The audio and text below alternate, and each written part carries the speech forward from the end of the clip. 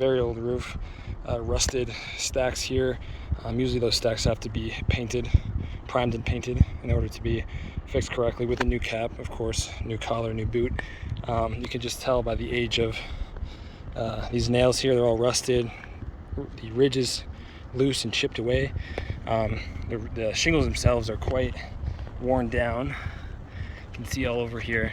Very steep roof too, not very steep, 812 roof. You can see over here there was a previous repair done. Shingles missing there, different colored shingles, different colored ridge. So they used a different product, or at least a different color, to do a patch on the roof in the past. So it'd be nice to get this thing fixed back up to its former glory, maybe improved a little bit. These 4 stacks here, if we can improve them into a ridge vent, I think that's going to look really sharp. Good morning, everybody. This is Ian with Karen Roofing Group. We are tearing off here in Boulder. We're going to be installing IKO Nordic, but this morning is all tear off. So you can see this is a pretty steep roof. So a little bit of a challenge to get this stuff torn off and installed today, but we're gonna be able to knock it out pretty quick, I think. Everything torn off of here. I figured I'd sneak up here and take a video while the guys were on break. So what we're gonna do is cover these holes up from the old box vents, and we're gonna install ridge vents that sort of help improve the ventilation. I'm a huge advocate for ridge vents over box vents. We actually started to put in ice and water shield on that eave. We're gonna go 2 runs in on the eaves, up 36 inches in the valleys, but we don't have a valley on this roof, so we don't really need to worry about that. So every house is unique, right?